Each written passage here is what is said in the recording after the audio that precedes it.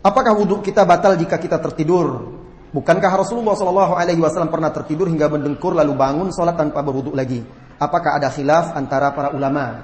Kalau Anda tanyakan adakah khilaf di antara para ulama, memang benar. Ada khilaf di antara para ulama dalam masalah ini. Tetapi pendapat yang rajih insyaallah tidur itu ada dua. Tidur itu ada dua. Nah, para ulama dalam pendapat yang rajih ini membagi tidur itu ada dua. Ada tidur di mana seseorang itu walaupun tidur dia bisa mengontrol diri dia. Nah, tidur yang kedua tidur yang betul-betul lelap sehingga dia tidak bisa mengontrol diri dia lagi. Nah, barangkali inilah yang dimaksud di dalam hadis ketika sahabat menunggu Rasulullah SAW salat Isya, Rasulullah lambat keluar sampai sahabat ada yang mendengkur, ada yang sudah tertunduk kepalanya, tidur menunggu Rasulullah SAW. Datang Rasulullah SAW, ditegakkan, dikumandangkan iqamah, mereka bangun dan salat. Tidak ada berwudu lagi.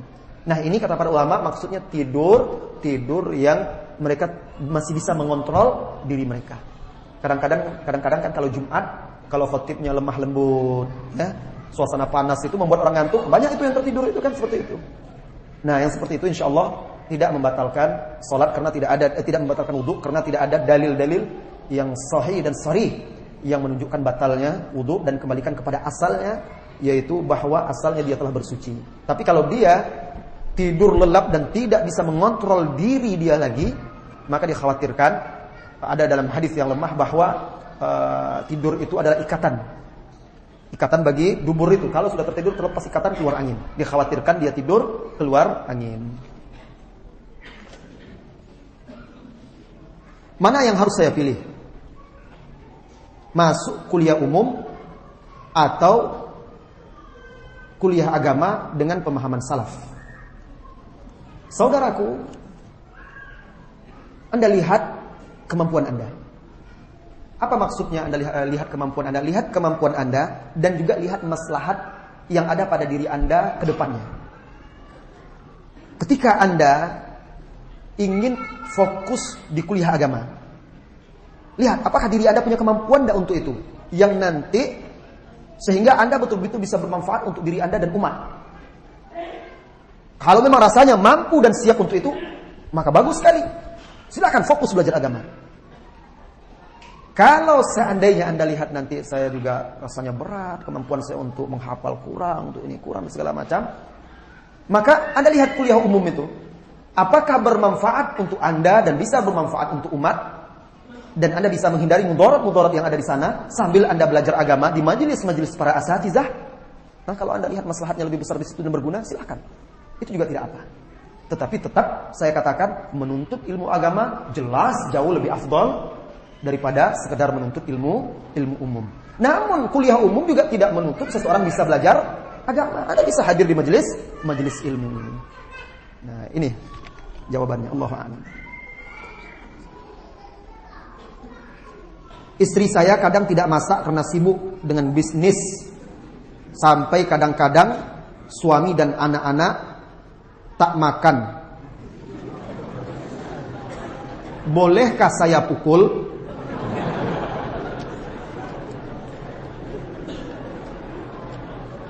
Saudaraku, wanita itu bukan sansa. Iya, main pukul-pukul aja. Rasulullah SAW mengibaratkan wanita itu di dalam sebuah hadis sebagai qawarir, gelas atau botol kaca. Begitu rapuhnya. Wanita itu juga dikatakan oleh Rasulullah SAW sebagai orang yang kurang akal dan agamanya. Kalau Anda tidak bisa membimbing, kalau Anda tidak bisa memimpin wanita yang kurang akal, kurang agamanya, berarti Anda lebih kurang lagi akal dan agama Anda. Iya, Anda diberi kelebihan dari wanita itu. Seharusnya dengan kelebihan itu Anda bisa menutupi kekurangan dia itu. Nah, Rasulullah SAW berwasiat istausu bin nisa'i khaira, istausu bin nisa'i khaira. Dia wasiatkan untuk berbuat baik kepada wanita itu. Maka Rasulullah SAW itu orang yang paling baik terhadap keluarganya, terhadap istri-istrinya. Beliau tidak pernah membentak, Beliau tidak pernah memukul istrinya. Bukan istrinya tidak salah, istri juga salah. Istri juga pernah keliru, juga pernah suaranya lebih tinggi daripada Rasulullah SAW. Tapi Rasulullah tahu ini wanita, dia kurang akal dan agama, dia itu rapuh seperti botol kaca, maka tidak boleh menzalimi dia. Jadi yang terbaik nasihati istri itu. Dan di sini saya tidak tahu kenapa kok sampai istri berbisnis. Tentu dia punya alasan. Dan Anda nasihati dia, kalau Anda sudah cukup menafkahi dia, memenuhi kebutuhan dia, kebutuhan rumah tangga, kebutuhan anak-anak, tentu dia tidak perlu lagi berbisnis. Wanita ini saya nasihati kepada saudari wanita muslimah. Anda ingin jadi wanita apa? Kalau Anda berada di rumah, mengurus suami, mengurus rumah tangga, mengurus anak, itu baru namanya wanita karir. Tapi kalau Anda bekerja di luar, itu wanita kurir. Bukan wanita karir, jadi kurir. Karir Anda di rumah. Tapi kalau memang suami penghasilannya sedikit, kurang untuk menafkahi kebutuhan di zaman sekarang ini, dan suami mengizinkan Anda untuk bekerja, berusaha, serta usaha tersebut tidak bertentangan dengan syar'i, sesuai dengan kodrat Anda sebagai seorang wanita, silahkan. Terjaga Anda dari kemungkaran, tidak apa-apa, boleh. Nah, di sini yang menunjukkan Anda, saudaraku, belum begitu baik memimpin istri. Kenapa istri Anda bisa berbisnis dan melalaikan rumah tangga? Jadi sebelum memukul dia, pukul diri Anda. Karena Anda pemimpin, kok bisa membiarkan dia? Jadi di sini jangan langsung main salahkan saja. Mari introspeksi diri, nasihati istri dan juga nasihati diri sendiri. Apakah ada hadis tentang Syekh Al-Albani rahimahullah ta'ala bahwa beliau pembaharu yang muncul 100 tahun sekali? Tidak ada hadisnya. Tidak ada hadis yang khusus menyebutkan itu, tidak ada. Kalau ada pula yang menyebutkan itu, hulu namanya itu. Ya. Tetapi kita yakin beliau termasuk salah seorang ulama yang dianugerahkan oleh Allah Subhanahu wa taala kelebihan-kelebihan dan banyak berjasa di dalam agama ini. Berjuang untuk agama ini, melakukan tajdid, pembaharuan di zaman, di masa di mana banyak bertebaran hadis-hadis lemah dan palsu, lalu beliau berjuang untuk melakukan tasfiyah di situ. Dan ada lagi ulama-ulama ahli hadis lainnya, baik yang sebelum beliau dan juga yang semasa beliau. Tetapi beliau Allah anugerahkan kelebihan-kelebihan yang barangkali tidak ada pada yang lainnya. Semoga Allah merahmatinya.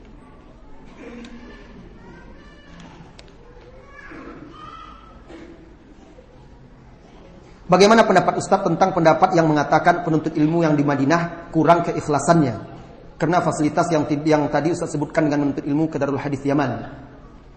Kalau masalah keikhlasan itu bukan urusan kita. Itu namanya berprasangka buruk. Ya, jangan-jangan kan begitu.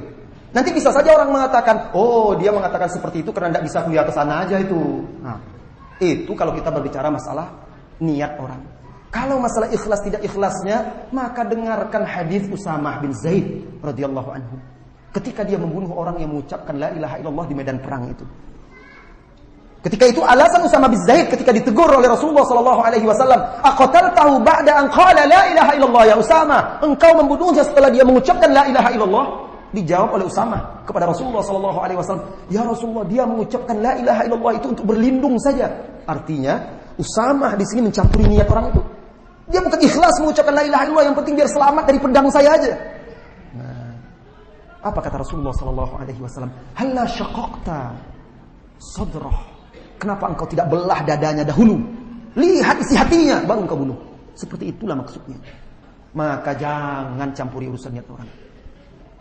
Ya, banyak ulama-ulama yang lahir dari Jamiah Islamiyah itu, yang kuliah di sana. Jadi tidak sembarangan. Yang mau belajar di Madinah, yang mau belajar di Yaman, yang mau belajar di Mesir kepada ulama-ulama Ahlus Sunnah di sana, di Syam, di mana-mana, mari ikhlaskan niat. Mari ikhlaskan niat untuk menuntut ilmu agama, mengangkat kebodohan dari diri kita dan dari masyarakat kita agar kita bisa beribadah dengan benar, dengan ikhlas dan benar kepada Allah Azza wa Jalla. Bagaimana pendapat Ustaz tentang salah seorang tokoh Islam yang mengomentari buku Ustaz Yazid dalam kurung FPI, Mulia dengan Manhaj Salaf? Ana lupa judulnya, afwan juga ana tidak mengikuti, saya tidak mengikuti berita itu. Jadi juga tidak tahu bagaimana dan apa komentar dia. Saya tidak pernah baca dan tidak pernah mendengarkannya, sehingga tidak bisa berkomentar.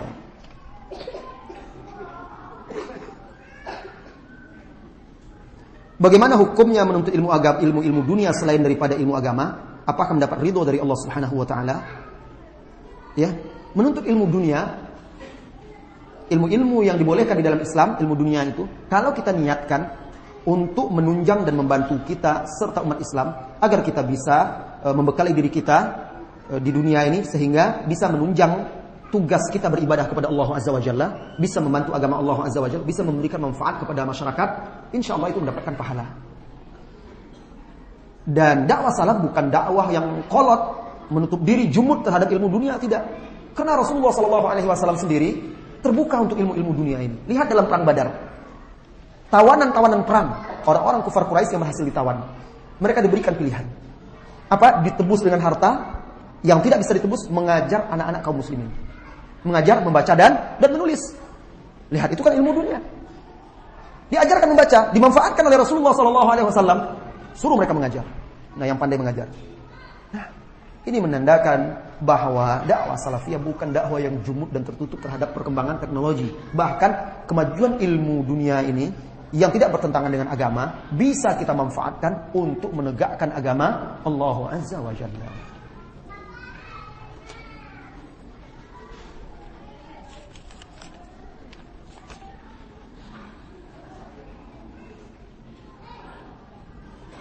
Bagaimana dengan kategori ulama? Adakah di Indonesia yang bisa dikatakan ulama sehingga bisa diambil hasil ijtihad dia? Ulama itu tentunya adalah orang-orang yang rasikh, yang kokoh keilmuannya. Adalah orang-orang ar-rasikhuna fil ilm, yang kokoh keilmuannya. Mengamalkan ilmunya dan mengajarkan ilmunya serta nampak khasyatullah pada dirinya. Nampak takut dia kepada Allah pada diri dia. Ini ulama ar-rabbani. Al-alim ar-rabbani itu, yang dia pun mengajarkan ilmu kepada masyarakat itu sesuai dengan tahapan-tahapannya. Mengajarkan yang kecil, ilmu-ilmu yang kecil sebelum dia mengajarkan ilmu-ilmu yang besar. Nah, ulama itu tentu untuk mengetahui dia ulama, tentu ulama pula. Oleh karena itu dahulu orang bisa mengetahui seseorang itu ulama bisa dengan karya-karya dia, murid-murid dia, atau pujian ulama-ulama juga kepada mereka. Jadi ulama itu saling memuji, oh si fulan itu begini, ambil ilmu dari dia, dan terus seperti itu. Adapun yang awam, bagaimana dia akan menilai ulama? Dia tidak punya ilmu untuk menilai itu, tidak punya barometer. Seseorang yang tidak paham ilmu medis, bagaimana mungkin dia mengatakan, oh orang itu ahli? Baru dia bisa mengatakan ketika dia tahu orang itu memang punya sertifikat, ijazah, gelar doktor yang dia dapat, berarti kan ada bukti. Nah, ada bukti. Kalau dahulu ulama-ulama itu ada bukti dengan karya-karya dia, murid-murid dia, kemudian dikenal sesama para ulama. Dan ulama itu yang kami ketahui tidak ada ulama itu yang merokok misalnya, ulama-ulama yang tidak hafal Al-Quran, ulama-ulama yang lebih cinta kepada dunia daripada akhirat. Itu tidak ulama tidak seperti itu. Baca sejarah para ulama itu, bagaimana kezuhudan mereka. Oh itu Ustaz ulama-ulama zaman dulu. Tidak, baca kehidupan seperti Syekh bin Baz, baca kehidupan seperti Syekh Muhammad bin Shalih Al-Utsaimin, baca kehidupan seperti Syekh Al-Albani, bagaimana kezuhudan mereka terhadap dunia, bagaimana khasyah mereka kepada Allah Azza wa Jalla, bagaimana komitmen mereka terhadap ilmu, bagaimana komitmen mereka terhadap dakwah. Maka kita akan tahu seperti apa ulama itu dan bagaimana kemampuan mereka terhadap ilmu. Hampir seperti masyayikh itu, semua bidang ilmu mereka punya karya, punya bagian di situ. Ini menunjukkan bahwa mereka menguasai ilmu-ilmu itu. Adapun di Indonesia, Allahu a'lam, saya tidak tahu siapa ulama di Indonesia, tapi kalau penuntut ilmu, maka itu tentu bertingkat-tingkat. Ada yang penuntut ilmu yang insya Allah kuat, kemudian ada lagi yang berikutnya dan berikutnya, ada mustawa-mustawanya. Dan mudah-mudahan itu bisa menjadi maraji bagi kita, karena bagaimanapun insya Allah para ustaz-ustaz kita itu adalah penuntut ilmu yang berguru kepada para ulama dan juga bisa kita jadikan sebagai referensi tempat kita bertanya. Bolehkah kita meninggalkan pendapat yang tidak kuat apabila ada yang lebih kuat berdasarkan pendapat jumhur ulama? Contohnya cara turun sujud, apakah tangan atau lutut terlebih dahulu? Namanya kalau kita katakan pendapat yang lebih kuat, dasarnya bukan pendapat jumhur. Kuat tidaknya satu pendapat bukan ditentukan oleh mayoritas banyaknya ulama yang memegang pendapat itu. Tidak.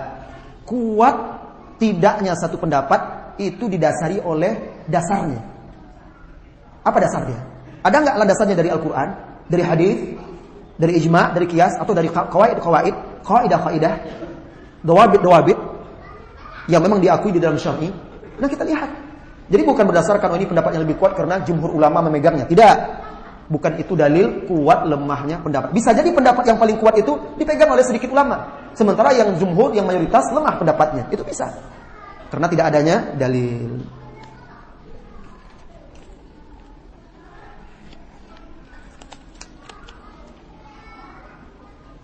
Ustaz, bagaimana hukumnya kita menggunakan baju sepak bola dari klub-klub luar negeri? Karena ada sebagian ikhwan-ikhwan kita yang hobi sepak bola sampai mereka memakai baju bola dari klub kesukaannya. Mohon nasihatnya agar kami tidak terjerumus kepada tasyabbuh. Tidak diragukan lagi itu adalah tasyabbuh dan tasyabbuh. Apa salah sih kalau memang Anda suka sepak bola? Kenapa Anda bangga dengan orang-orang kafir itu? Tulis saja nama Anda di belakang itu. Lebih baik seperti itu. Malu Anda menulisnya, kok malu pada diri sendiri? Malu pada diri sendiri, bangga kepada orang lain yang sebagian mereka adalah kafir. Baju-baju bola itu, lambang-lambang kekufuran ada, salib dan lain sebagainya. Itu ada di lambang-lambang klubnya itu. Kita pakai di situ, bangga kita. Tertulis di situ. Siapa-siapa namanya, orang-orang kafir. Kita pakai bangga, kemudian kita malu, kita berjenggot. Celana di atas mata kaki. Kening agak menghitam, pakai kaos bola tertulis Ronaldo. Malu kita. Ya Allah. Tulis nama Anda di sana. Apa salahnya kalau memang suka bola juga? Silakan main bola, tidak terlarang selama tidak meninggalkan perkara-perkara yang syar'i dan yang wajib dan tidak berlebihan, silakan, tidak apa-apa. Bangga tulis Abu Zubair Hawari misalnya. Tidak ada masalah. Nah, jadi karena ketika kita bangga dengan sebuah kemungkaran, sebuah kekufuran atau orang-orang kafir, itu menunjukkan ada sedikit atau ada sebentuk rasa suka di dalam hati kita. Dan hati-hati jangan sampai kita terjerumus karena seseorang itu kelak bersama orang-orang yang dia cintai. Nah, bahkan kalau seandainya boleh, saya tidak tahu apa hukumnya. Saya berpikir-pikir ketika melihat anak-anak lain bangga pakai baju-baju kaos yang bertuliskan nama-nama itu, saya malah pernah berpikir anak saya sablon nanti nama di sini, misalnya nama Khobab atau Muaz. Nama-nama sahabat, dia bangga dia dengan sahabat. Nah, misalnya, tetapi saya tidak tahu apa hukumnya, apakah boleh seperti itu. Nah, atau nama dia. Daripada mereka bangga dengan nama orang-orang kafir itu.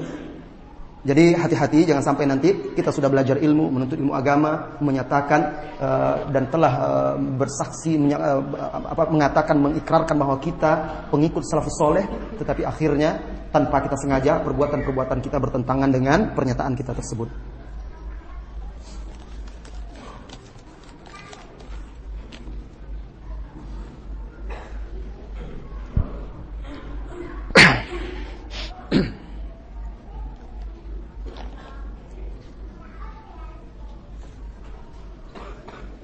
Ini sudah tadi ya.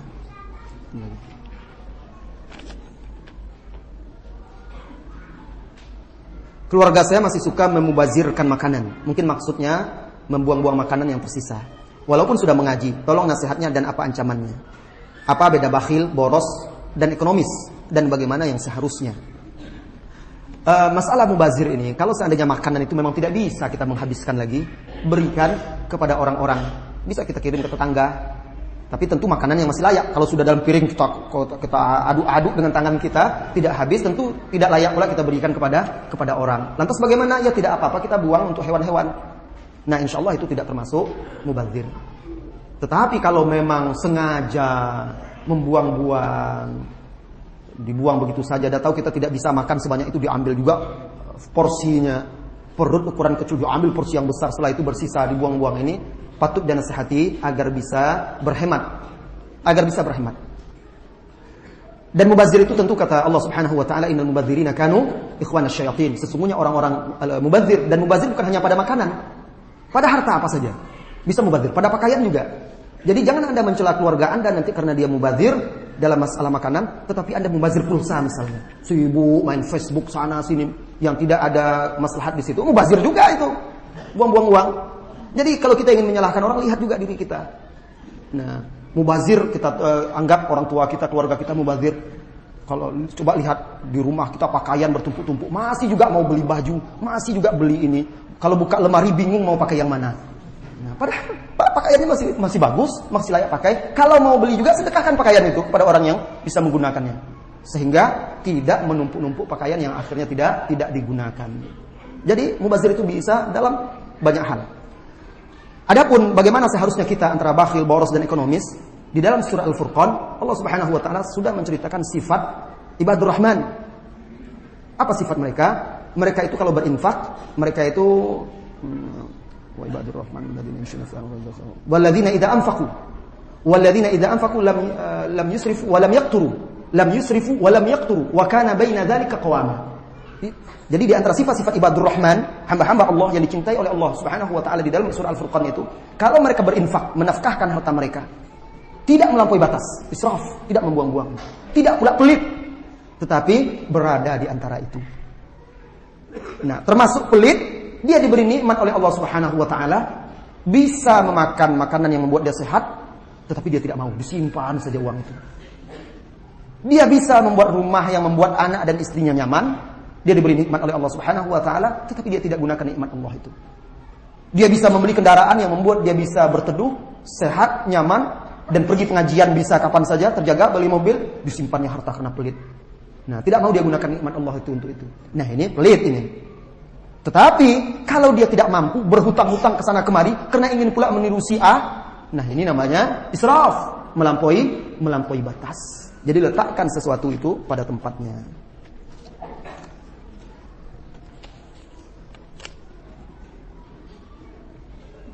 Apa maksud seluruh doa isinya berselawat kepada Nabi? Maka akan diberi ketenangan dunia dan di akhirat. Itu perkataan siapa? Itu bukan hadis, bukan pula asar sahabat. Tetapi adab berdoa itu dimulai dengan memuja dan memuji Allah. Kemudian setelah itu berselawat kepada Nabi. Begitu juga ketika menutupnya. Dan di selang-seling doa itu juga dianjurkan memperbanyak selawat kepada Nabi SAW. Seperti seluruh doa isinya berselawat. Seperti yang dilakukan sahabat Ubay bin Ka'ab, kalau tidak salah.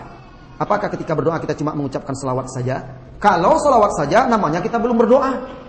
Ya, baru mengucapkan selawat. Doa itu ada doaul ibadah, ada doaul masalah. Dan semuanya itu dianjurkan oleh Allah Azza wa Jalla. Permintaan kita ataupun ibadah-ibadah kita, doa. Nah, jadi doa itu meminta kepada Allah Azza wa Jalla, bukan hanya selawat saja. Coba periksa lagi riwayat dari sahabat Ubay itu, bisa jadi Anda keliru membacanya.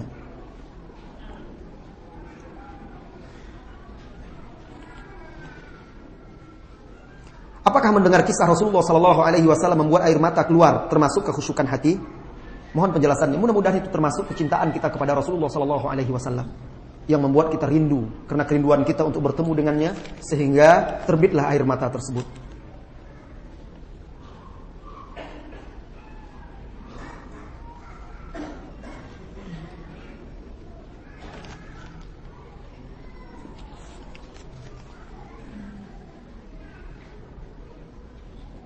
Al-alim tabibu hadhihi al-ummah wal malu ad-da' fa idza kana at-tabibu yajurru ila nafsihi fa kayfa yu'aliju ghayrahu. Ma ma'na qaul alladhi qaul alladhi dzakarna, di sini tulisnya dzakarna al-ulama. Jazakallahu khairan katsira. Maksud di sini tentunya perkataan ini saya terjemahkan karena tidak semuanya paham bahasa Arab ya. Jadi bertanya bahasa Indonesia aja lah. Al-alim tabib, seorang yang berilmu itu laksana tabib yang mengobati penyakit. Tabibu hadhil ummah, tabib bagi umat ini. Wal malu ada, dan harta adalah penyakit. Dunia, harta itu bagian dari dunia, dan dunia itu memang penyakit. Sehingga sebagian ulama mengibaratkan dunia itu seperti jifah, bangkai. Fa idza kana tabib yajurru ila nafsihi. Kalau seandainya tabib itu yajurru itu menyeret, membawa kepada dirinya, maksudnya harta itu. Kalaulah dokter itu, tabib itu sudah sibuk pula oleh penyakit itu, bagaimana dia akan mengobati orang? Maksudnya seperti yang kita katakan tadi, kita tidak dapatkan alim, seorang ulama yang betul-betul ulama rabbani, walaupun dia kaya, dia tetap zuhud hidup di dunia. Syekh bin Baz rahimahullahu taala, kami pernah sholat di sampingnya. Itu pakaian dia itu jenis kainnya pakaian yang mudah kusut. Bukan yang kayak orang-orang Arab pakai yang licin, ada sudut-sudutnya itu kalau setrika. Tidak. Begitu juga serban yang dipakai oleh Syekh Abdul Muhsin Al-Abbad hafizahullah taala, itu bukan jenis tipe yang kalau disetrika langsung runcing kayak dipakai oleh orang Arab itu. Yang biasa-biasa, kainnya juga nampak lusuh. Artinya biasa saja. Begitu juga Syekh Muhammad bin Shalih Al-Utsaimin itu. Sekali dia buka jam, saya perhatikan jamnya itu enggak ada lagi talinya, gelangnya itu, pakai tali benang, pakai tali plastik diikatnya. La ilaha illallah. Bukan tidak sanggup membeli mereka. Nah, jadi mereka bukan miskin, mereka punya duit. Syekh bin Baz itu orang berapa yang diminta, dikasihkannya. Sampai beliau dalam biografinya, ketika habis bulan ketika beliau menjadi mudir di Jamiah Al-Islamiyah, baca biografinya itu. Ketika giliran terima gaji, apa kata bendaharanya itu? Syekh, Anda tidak ada uang Anda lagi, sudah minus. Karena diberikannya kepada orang gaji itu. Setiap datang orang minta bantuan, Syekh kami butuh bantuan gini ditulisnya, tolong ambil duit saya di sana. Sampai akhirnya habis gajinya untuk memberi orang saja. Nah, ini menunjukkan para ulama itu jangan menodai diri dia dengan dunia, dengan harta itu. Nah, ini dia yang dilakukan oleh ulama kita yang ikut berperang bersama Qutaibah bin Muslim, Muhammad bin Wasi', salah seorang imam rahimahullah ta'ala. Ketika peperangan usai dan berhasil kaum muslimin memenangkan peperangan tersebut, sehingga ada salah seorang panglima kafir yang berhasil ditawan, lalu mereka tebus dengan harta yang banyak, termasuk emas berbentuk kepala kerbau. Emas berbentuk kepala kerbau. Lalu Qutaibah meminta pendapat prajuritnya bahwa dia akan menghadiahkan, memberikan emas ini kepada Muhammad bin Wasi'. Karena dia yakin berkat doa, dengan sebab doa Muhammad bin Wasi' inilah mereka menang perang. Dipanggil Muhammad bin Wasi' rahimahullahu ta'ala. Ketika dia datang ke hadapan panglima Qutaibah bin Muslim ini, lalu diberikan kepada dia, dia bertanya, apa ini? Dikatakan, kami semuanya sepakat untuk memberikan ini kepadamu, karena kami tahu dan kami yakin dengan sebab, salah satunya dengan sebab doa engkau, kaum muslimin menang perang. Apa jawab beliau? Bukan beliau, oh, alhamdulillah modal ini, bisa untuk modal, saya nggak perlu lagi begini, begitu, dan seperti tidak. Apa kata dia di tepisnya itu? Abidu anni dunyaku, jauhkan dari saya dunia kalian, jauhkan dari saya dunia kalian. Dan dia pergi, karena dia berjuang bukan untuk itu. Mudah-mudahan Allah Subhanahu wa taala menjadikan kita orang-orang yang ikhlas dalam menjalankan agama ini, serta menjauhkan kita dari kekhusyukan nifaq. Wassallallahu wasallam ala nabiyyina Muhammad walhamdulillahi rabbil alamin. Subhanakallahumma wa bihamdika asyhadu an la ilaha illa anta astaghfiruka wa atubu ilaik. Assalamualaikum warahmatullahi wabarakatuh.